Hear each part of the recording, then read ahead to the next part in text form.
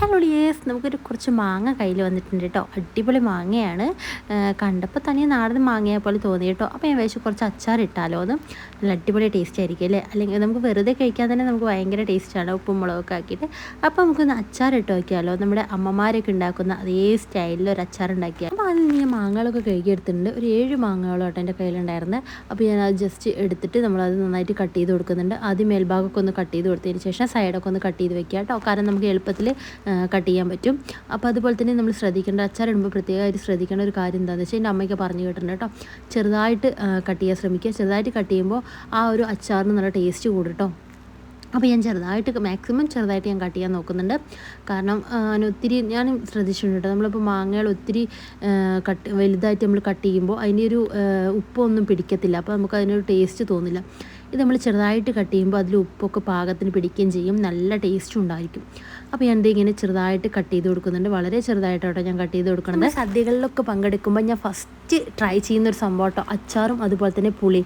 നിങ്ങൾ എന്താണെന്ന് first try ചെയ്യാമെന്നൊന്ന് പറയണേ. എനിക്ക് സദ്യകളിലെ ഏറ്റവും പ്രിയപ്പെട്ട, ഞാൻ ഇപ്പോഴും വിചാരിക്കും മാങ്ങാച്ചാറായിരിക്കണേ, മാങ്ങാച്ചാർ ഉണ്ടാവണേ. കാരണം എനിക്ക് ഒത്തിരി ഇഷ്ടമാണ് ഈ മാങ്ങാച്ചാർ ഉണ്ടാക്കുന്നത് കഴിക്കുന്നതൊക്കെ. നമ്മുടെ വീട്ടിൽ ഒത്തിരി മാങ്ങ ഉണ്ടാകുമ്പോൾ തന്നെ നമ്മൾ അങ്ങനെ ചെയ്യാറുണ്ട് കേട്ടോ. സാധാരണയായിട്ട് നമ്മൾ ഉപ്പും മുളകും വെളിച്ചെണ്ണയൊക്കെ ഒഴിക്കുമ്പോൾ തന്നെ മാങ്ങ കഴിക്കുമ്പോൾ എന്താ ടേസ്റ്റ് അല്ലേ. അപ്പോൾ ഇങ്ങനെയും കൂടി അച്ചാറിട്ട് നോക്കിയാൽ അതൊരു ടേസ്റ്റ് വേറെ തന്നെയല്ലേ. അപ്പോൾ ഞാൻ എൻ്റെ എല്ലാ മാങ്ങകളും എനിക്ക് പറയുമ്പോൾ തന്നെ ശരിക്കും പറഞ്ഞാൽ വായിൽ വെള്ളം ഇങ്ങനെ വരിക കേട്ടോ.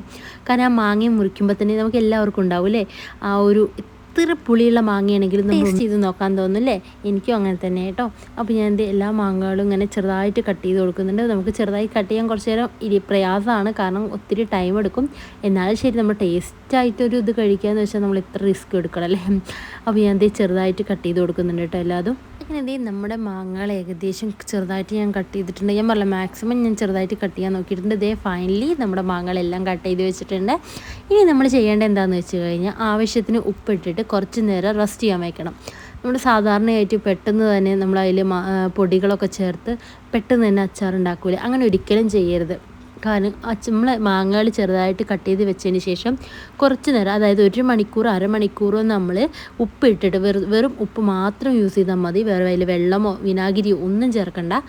ഉപ്പ് മാത്രം ഇട്ടിട്ട് ഒരു അരമണിക്കൂർ അല്ലെങ്കിൽ 1 മണിക്കൂർ റെസ്റ്റ് ചെയ്യാൻ വെക്കണം കേട്ടോ.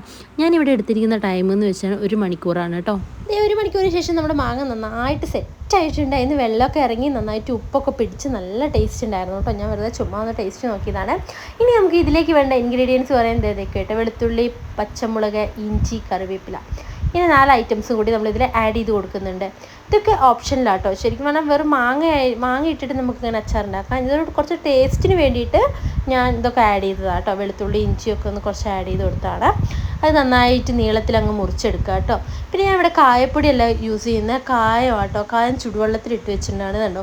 കുറച്ച് കായ, അധികം ഫ്ലേവർ ഇവിടെ ഇഷ്ടമില്ലാത്തതുകൊണ്ട് കായത്ത് കുറച്ച് ചെറിയൊരു പീസ് മാത്രമേ ഇട്ട് വെള്ളത്തിലിട്ട് വെച്ചിട്ടുള്ളൂ. പിന്നെ നമ്മളെടുത്തിരിക്കുന്നത് കടുക് പൊടി എടുത്തിട്ടുണ്ട്, അതുപോലെ ഉലുവാപ്പൊടി എടുത്തിട്ടുണ്ട് കേട്ടോ. അപ്പോൾ നമ്മൾ അതിൻ്റെ ഇടയ്ക്ക് നമ്മൾ ചീനച്ചട്ടി അടുപ്പത്ത് വെച്ചിട്ടുണ്ടായിരുന്നു. ഞാൻ ഇതൊക്കെ കട്ട് ചെയ്ത് സെറ്റാക്കി വെച്ചിട്ടുണ്ട്. അതിനുശേഷം നമ്മൾ കാശ്മീർ ചില്ലി, അതായത് കാശ്മീർ ചില്ലിയും സാദാ ചില്ലിയും കൂടി മിക്സ് ചെയ്ത് വെച്ചതാണ് കേട്ടോ. ഇതിലേക്ക് ഇനി അച്ചാർ പൊടി ഉണ്ട്, അതുപോലെ ഇത് ഉലുവാപ്പൊടി, കടുക് പൊടി, ഈ 2 ഇതൊന്നുകൂടി നമ്മുടെ മാങ്ങേൻ്റെ ടേസ്റ്റ് വർദ്ധിപ്പിക്കും കേട്ടോ. നമ്മൾ കണ്ണിമാങ്ങയൊക്കെ അച്ചാറിടുമ്പോൾ സാധാരണയായിട്ട് നമ്മൾ ഉലുവാപ്പൊടിയും കടുക് പൊടിയൊക്കെ ചേർക്കുമ്പോൾ അതിന് പ്രത്യേക ടേസ്റ്റ് കിട്ടും കേട്ടോ. ഈ വിനാഗിരി പിന്നെ ഓപ്ഷനിലാണ്, വിനാഗിരി വേണമെങ്കിൽ യൂസ് ചെയ്യുക, അല്ലെങ്കിൽ വേണ്ട കേട്ടോ. അതുപോലെ നമ്മൾ അച്ചാർ എടുക്കുമ്പോൾ നമ്മൾ എപ്പോഴും ശ്രദ്ധിക്കേണ്ട കാര്യം, അതിലേക്കുള്ള എണ്ണ യൂസ് ചെയ്യുന്നത് നല്ലെണ്ണയാണ് കേട്ടോ. ഇവിടെ നല്ലെണ്ണയാണ് നമ്മൾ യൂസ് ചെയ്യുന്ന അച്ചാറിന് വേണ്ടിയിട്ട്. അപ്പോൾ ഞാൻ ചട്ടി നല്ലതായിട്ട് മൂത്ത് വന്നപ്പോൾ ഞാൻ അതിലേക്ക് എണ്ണ ഒഴിച്ച് വെച്ചിട്ടുണ്ട്. എണ്ണ അതിലേക്ക് നല്ലൊന്ന് തിളച്ച് വരണം കേട്ടോ. അങ്ങനെ എണ്ണയിലേക്ക് നമ്മൾ 1 ടീസ്പൂൺ കടുക് ഇട്ട് കൊടുക്കുക. കടുക് പൊട്ടിക്കഴിയുമ്പോൾ ഈ ഒരു വെളുത്തുള്ളി ഇട്ട് കൊടുക്കുക കേട്ടോ. ഞാനൊരു വെളുത്തുള്ളി എടുത്തിരിക്കുന്ന 5 അല്ലി കേട്ടോ.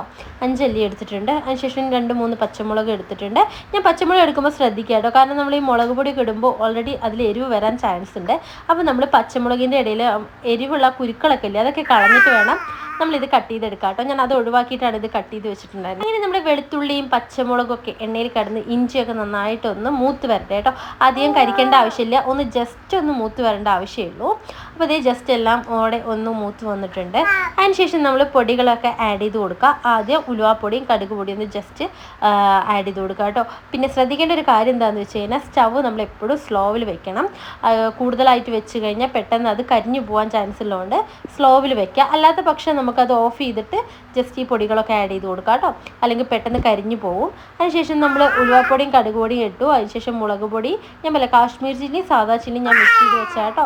കളറിന് വേണമെങ്കിൽ കുറച്ചുകൂടി കാശ്മീർ ചില്ലി യൂസ് ചെയ്യാം. അതിനുശേഷം നമ്മൾ അച്ചാർ പൗഡറും യൂസ് ചെയ്യുന്നുണ്ട്. അച്ചാർ പൗഡറും ഞാൻ ഇതുപോലെ പറഞ്ഞ പോലെ ഓപ്ഷൻ ടേസ്റ്റ് വേണ്ടി ഇപ്പോൾ എല്ലാവരും അച്ചാർ പൗഡർ യൂസ് ചെയ്യുന്നുണ്ട് കേട്ടോ. അങ്ങനെ ഞാൻ എൻ്റെ 1 ടീസ്പൂൺ അച്ചാർ പൗഡറും യൂസ് ചെയ്തിട്ടുണ്ട്. അതുപോലെ ഞാൻ മുളകിൻ്റെ ക്വാണ്ടിറ്റി പറഞ്ഞില്ലല്ലോ, 2 ടീസ്പൂണാണ് മുളക് ആഡ് ചെയ്തിട്ടുണ്ടായിരുന്നത്. കാരണം എരിവിനനുസരിച്ച് നമുക്ക് നല്ല എരിവ് വേണ്ടവർക്ക് നല്ല എരിവ് ചൂസ് ചെയ്യാം കേട്ടോ. അങ്ങനെ ഞാൻ ഇത് എല്ലാം സെറ്റാക്കി വെച്ചിട്ടുണ്ട്. പിന്നെ നമുക്ക് ഈ പൊടികളിലേക്ക് കുറച്ച് ഉപ്പ് കൂടി ആഡ് ചെയ്യണം കേട്ടോ. അതിന് വേണ്ട ഒരു കുറച്ച് ഉപ്പ് എടുത്തിട്ട് നമ്മളിത് ആഡ് ചെയ്ത് കൊടുക്കുന്നുണ്ട്. കാരണം നേരത്തെ നമ്മൾ മാങ്ങയിൽ ഉപ്പ് ചേർത്തത് കൊണ്ട് ഇതിൽ കുറച്ച് ഉപ്പ് മാത്രമേ ആഡ് ചെയ്താൽ മതി. അങ്ങനെ നമ്മൾ നേരത്തെ എടുത്ത് വെച്ച മാങ്ങ കൂടി ഇതിലേക്ക് ആഡ് ചെയ്ത് കൊടുക്കുന്നുണ്ട് കേട്ടോ. കൂടുതൽ എരിവുള്ളവർക്ക് കുറച്ചുകൂടി മുളക് ചേർക്കാം കേട്ടോ. ഞാൻ ഇതിൽ കുറച്ച് എരിവേ ചേർത്തിട്ടുള്ളൂ. അങ്ങനെ ഓൾറെഡി നമ്മുടെ മാങ്ങ ഫുൾ സെറ്റായി, നല്ല ടേസ്റ്റ് ഉണ്ടായിരുന്നു കേട്ടോ. ഫൈനലി നമ്മൾ ഇതിലേക്ക് കായ നമ്മൾ നേരത്തെ ചുടുവെള്ളത്തിൽ ഇട്ട് വെച്ചത് കൂടി ഇതിലേക്ക് ആഡ് ചെയ്യാം. അതിനുശേഷം ഒരു പാത്രത്തിലേക്ക് കുറച്ച് വെള്ളം എടുത്തിട്ട് അതിലേക്ക് മഞ്ഞൾപ്പൊടി ആഡ് ചെയ്ത് നന്നായി തിളപ്പിക്കുക കേട്ടോ. എന്നിട്ട് നമുക്ക് ഈ അച്ചാറിലേക്ക് ചേർത്ത് കൊടുക്കാം. അപ്പോൾ കുറച്ച് വെള്ളം പോലെ നിൽക്കുകയും ചെയ്യും, കഴിക്കാൻ നല്ല ടേസ്റ്റ് ഉണ്ടായിരിക്കും കേട്ടോ. അങ്ങനെ ഫൈനലി നമ്മുടെ അച്ചാർ റെഡി ആയിരിക്കുകയാണ്. അപ്പോൾ ഇത് സിമ്പിളായിട്ട് ഉണ്ടാക്കുക, എല്ലാവരും ട്രൈ ചെയ്ത് നോക്കുക. അപ്പോൾ അത്രയൊക്കെയുള്ളൂ. നമുക്ക് നെക്സ്റ്റ് വീഡിയോസ് കാണാം.